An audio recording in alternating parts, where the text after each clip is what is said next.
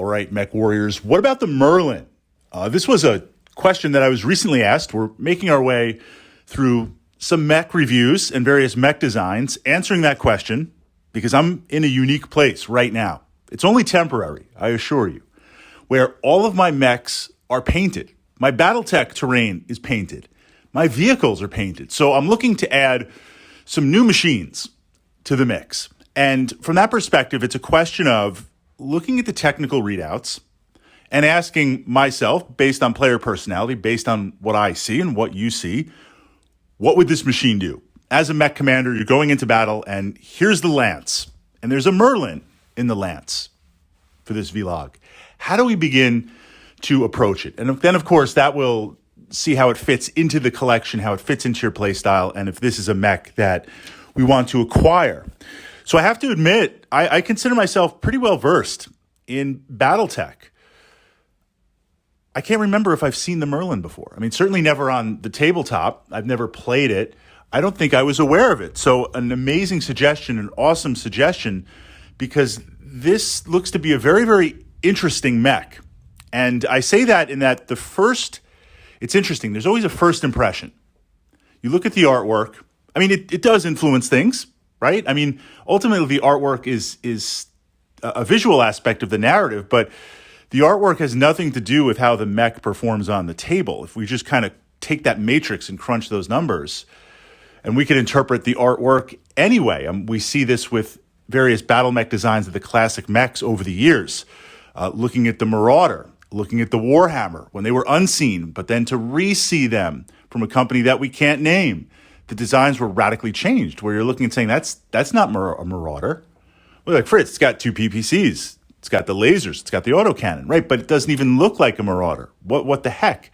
But on paper, it played, and it was. So you see the image, you look at the weapons, and you get an initial impression. Always go beyond that initial impression. I mean, sit with it, but always go beyond that. The first initial impression of the Merlin, I was looking and saying, well, it's kind of ho-hum. It's a heavy mech. It's well within the heavy bracket there, although a little bit on the lighter to medium side. I'm expecting a little bit more zip, a little bit more bang. Or I should say, I don't know what I'm expecting. I'm expecting a Marauder or a Warhammer, where we've got the tonnage and we've got the armor. Now we're going to leverage some primary weapons, some bite, and then we're going to leverage some bite on the secondary weapons from that perspective. The Merlin, I won't say it seems undergunned, but that first glance, it's like, hey, this is kind of a medium type mech. But then we dig a little bit deeper. And by that, asking the question, with this weapons configuration, really exploring it, and looking at the fact that this is a heavy mech, what does that bring tactically? And as soon as I started to do that, it kind of opened up, and it's interesting. All right, so we have this is the stock version, of course. A PPC, 2 medium lasers, an LRM-5, a machine gun, and a flamer. So essentially we have a mix of weapons that can engage at long range, the PPC and the LRM-5. They're synced together. Then as we move to medium range, you have the PPCs and the LRM-5, but we're starting to get a little bit closer. You've got the medium lasers, completely reliable. Then when you move to short range, you've got the medium lasers, the machine gun, and the flamer. Well, that's really, really short range, but you've got the medium lasers. Then when you move to really short range, machine gun and flamers. We have weapons that can engage a variety of targets. So if I'm going after, certainly it's not dedicated anti-air, but if there's some warriors or some kind of pesky light air support, you've got the LRM and you've got the PPC. If we've got vehicles, I've got the long-range missile pack, just for the spread of missiles, right? With vehicles, I'm going to try and hit and chew up those motive hits.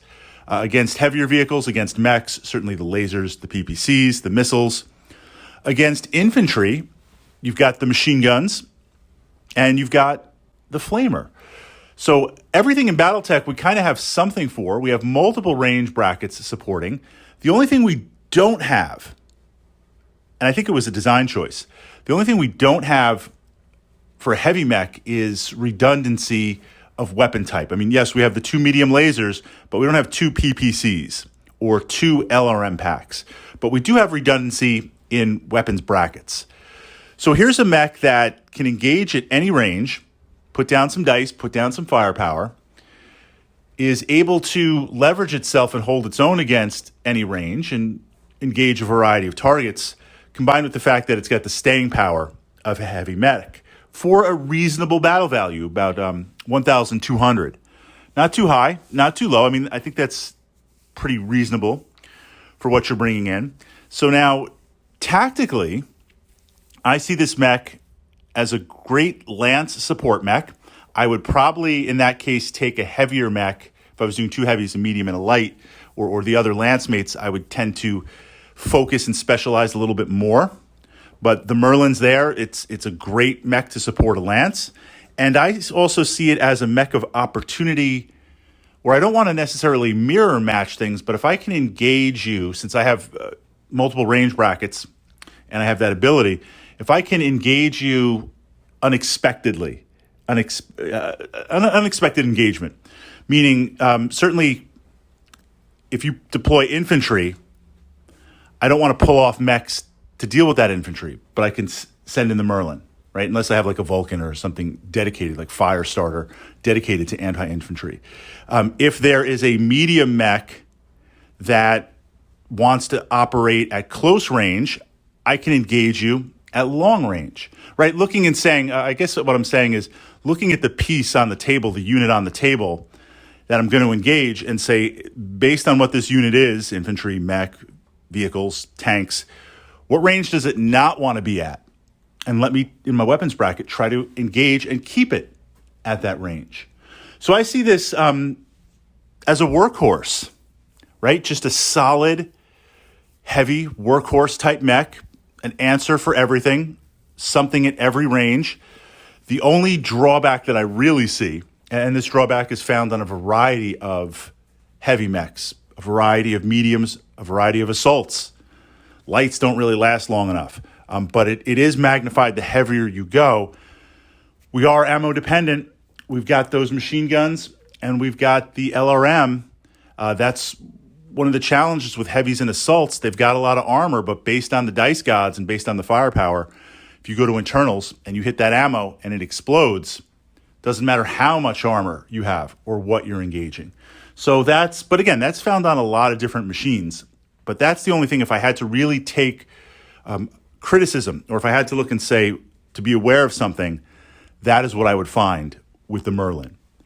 So I'm curious, those of you fellow mech warriors playing this mech, tabletop performance, what kind of lance do you see this operating in? Because certainly when we do this analysis, we look at the mech alone, because that's the starting point, but it's going to work up with a lance. It's going to work up with a battle group. It's going to be part of combined arms.